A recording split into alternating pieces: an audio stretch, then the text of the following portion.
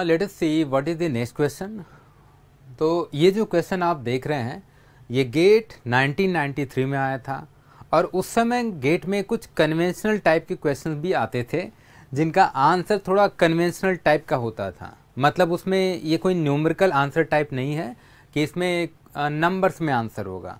मतलब ऐसा हो सकता है कि इसका आंसर अदर देन नंबर किसी और टर्म्स में मिले, ठीक है, क्योंकि बहुत साल पहले का क्वेश्चन है।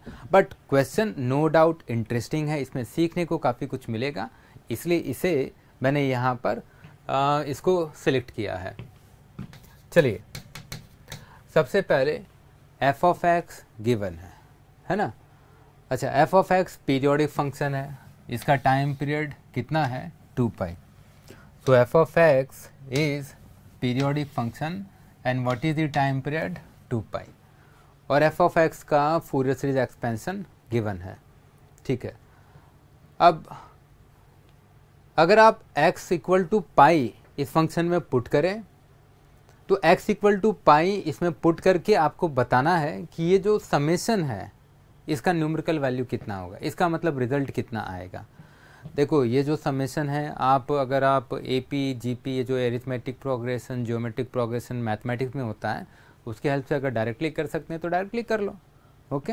बट अगर आप इसके हेल्प से करना चाहते हैं तो कैसे कैलकुलेट करेंगे वो मैं एक्सप्लेन कर रहा हूँ, ठीक है। पहला काम एफ एक्स का वेव फॉर्म ड्रॉ करना है। वेव फॉर्म किसका ड्रॉ करना है, एफ एक्स का। चलो तो f of x with respect to x -π to 0 में कितना है 0। देखो -π से 0 में कितना है 0। फिर 0 से π में फंक्शन है x। फंक्शन है x मतलब फंक्शन कैसा है, लीनियर, ठीक है। ये जो फंक्शन है ये फंक्शन है कितना x, तो इसमें स्लोप कितना है 1, क्योंकि ये F X equal to M into X का फॉर्म है। अब m इंटू एक्स में m कितना है 1 है, मतलब इसका स्लोप कितना है 1। तो स्लोप 1 का ये लीनियर फंक्शन है। और अगर स्लोप 1 का है तो बताओ यहाँ पर मैं एम्पलीट्यूड क्या लिखता, पाई लिखता, ठीक है। ये 1 टाइम पीरियड के लिए है और सिग्नल पीरियोडिक है 2 पाई के साथ। अगर आप ध्यान से देखें तो -π से पाई तक ये जो इंटरवल है ये इंटरवल कितना है 2 पाई का, और यही फंक्शन का क्या है टाइम पीरियड। मतलब इसी वेव फॉर्म को रिपीट करना है। तो इसी वेव फॉर्म को क्या करना है रिपीट, और पीरियोडिक वेव फॉर्म कुछ इस तरह ड्रॉ करना है। हमने ड्रॉ कर लिया, ठीक है। अच्छा अब एक काम करो, थोड़ा ये जो फूरियर सीरीज एक्सपेंशन जो इसने लिखा है उसे प्रॉपर वे में लिखो। इसने लिखा कि ये जो पीरियोडिक फंक्शन एफ एक्स है, आप अगर इसका फूरियर सीरीज एक्सपेंशन करें तो एक्सपेंशन इतना मिलेगा। तो चलो इसको लिखते हैं, f x is equal to π/4 plus summation 1 to infinite. फिर इसने क्या लिखा 1/π n² cos nπ -1 into cos nx minus 1/n cos nx into sin nx। यहाँ पर एक करेक्शन करना है, यहाँ पर ये cos nπ होगा। तो इधर एक करेक्शन था, यहाँ ये करेक्शन क्या था वो मैं आपको बता देता हूँ। ये जो टर्म है ये cos nπ ऑलरेडी है, ठीक है। करेक्शन ये मैंने इसे थोड़ा गलत रीड आउट किया था, cos nπ into sine nx, ठीक है। तो ये फूरियर सीरीज एक्सपेंशन है सिग्नल का। अच्छा अब इसी में x को पाई पुट करो और ये जो समेशन इसने लिखा है उसकी वैल्यू कैलकुलेट करनी है। तो हम लोग क्या करेंगे, इसी में x को क्या पुट करेंगे पाई। चलो तो आप क्या लिखते हैं, f of pi will be equal to π/4 plus, समझ में आ रहा होगा, धीरे धीरे और समझ में आएगा। बस करना क्या, इसमें हर जगह x को क्या पुट करो पाई, 1/πn² इंटू cos nπ बढ़ता हूँ मैं, cos n पाई, cos n पाई। ना what is the value of cos n pi? cos n पाई की वैल्यू होती है -1 की पावर n। तो cos n पाई कितना होता है? -1 की पावर n। तो cos n पाई को किससे रिप्लेस करूँगा? -1 की पावर n -1, ठीक है। अभी मैंने ये वाला टर्म लिखा है इंटू cos nx, और x को क्या पुट करना है? पाई। तो मैं x को पाई पुट करूँ तो cos nx, x को क्या पुट करता? पाई, -1/n इंटू cos n पाई अगेन। cos n पाई कितना? -1 की power n into sine nx, और x को क्या पुट करना है? पाई। तो आप लिखते साइन n पाई। तो आपने x को पाई पुट कर दिया। अब ध्यान से देखो, साइन n पाई इसकी वैल्यू कितनी होती है? 0। तो साइन 2 पाई, साइन पाई, साइन 0, ये सब के सब कितने होते हैं? 0। तो साइन n पाई की वैल्यू कितनी? 0। मतलब ये जो सेकेंड वाला पार्ट है ये कम्प्लीटली एलिमिनेट हो गया। तो बस केवल ये जो पार्ट आप इतना देख रहे हैं, इतना पार्ट रह जाएगा। अब ध्यान से f ऑफ पाई का वैल्यू लिखना है। f ऑफ पाई का वैल्यू हम लोग कहाँ से लिखेंगे? वेव फॉर्म से। fx का वेव फॉर्म आप देख रहे हैं, तो fx में x को पाई पुट करके बताना है f ऑफ पाई कितना होगा।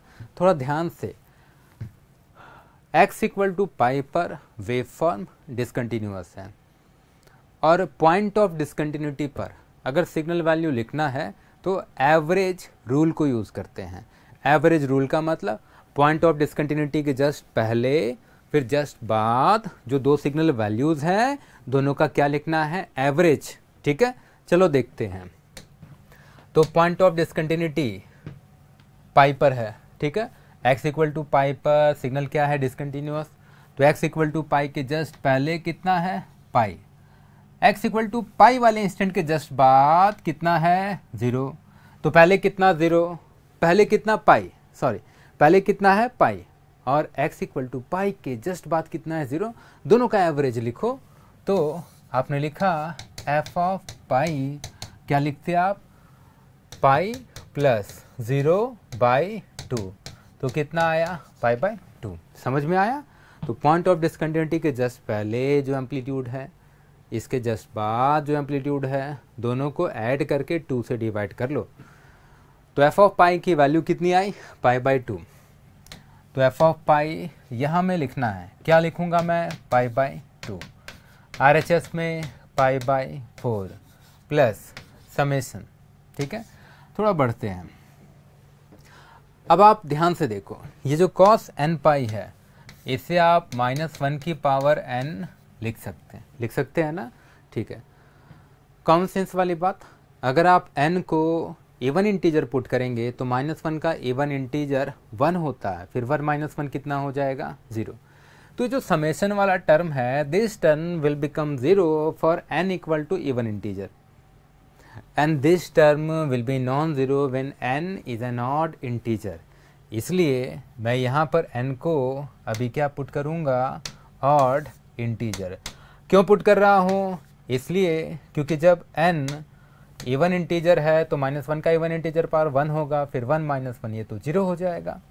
तो n को मैं क्या पुट करूँगा?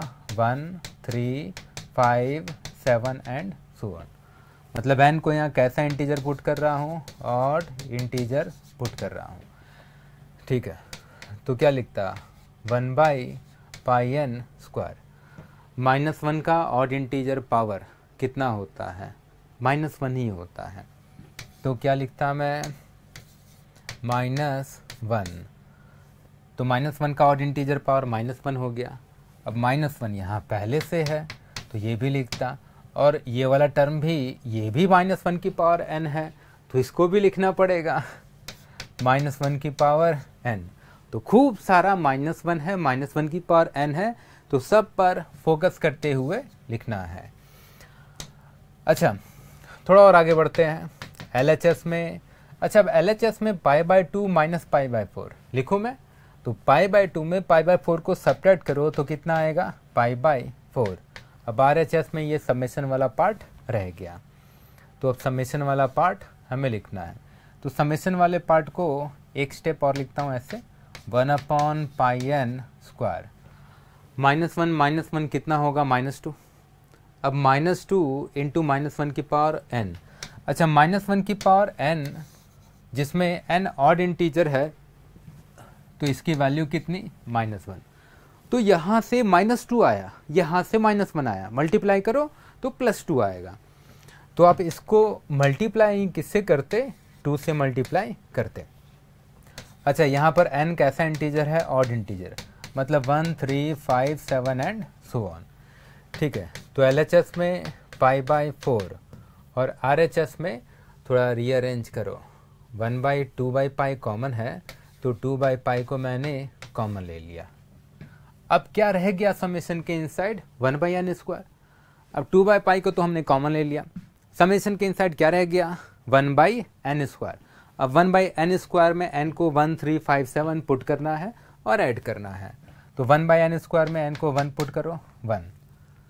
फिर n को 1/3 पुट करो तो 1/3²। n को 5 पुट करो तो 1/5²। n को 7 पुट करो तो 1/7² एंड सो ऑन। अब इस एक्सप्रेशन से अगर आप 1 + 1/3² + 1/5² ये जो सम है इससे आप कैलकुलेट करें तो कितना आता? π × π, π²। π² डिवाइडेड बाई 4 × 2 8। तो आंसर कितना आया? π²/8। क्वेश्चन समझ में आया? फूरियर सीरीज का हेल्प लेना था और इसमें पॉइंट ऑफ डिसकंटिन्यूटी पर सिग्नल वैल्यू लिखने का हेल्प लेना था कि सिग्नल वैल्यू लिखने का रूल क्या है, तो उस रूल का हेल्प लेना था और हमने वो रूल भी यूज़ किया है। तो आपको समझ में आया? तो अगर सिग्नल किसी पॉइंट पर डिसकंटिन्यूअस है और किसी क्वेश्चन में आपको डिसकंटिन्यूअस इंस्टेंट वाले पॉइंट पर सिग्नल का वैल्यू लिखना है, बहुत ही आसान है। उस इंस्टेंट के जस्ट पहले फिर जस्ट बाद जो दो सिग्नल वैल्यूज़ हैं दोनों का क्या लिखो? एवरेज। एवरेज का मतलब दोनों को ऐड करके 2 से डिवाइड कर दो।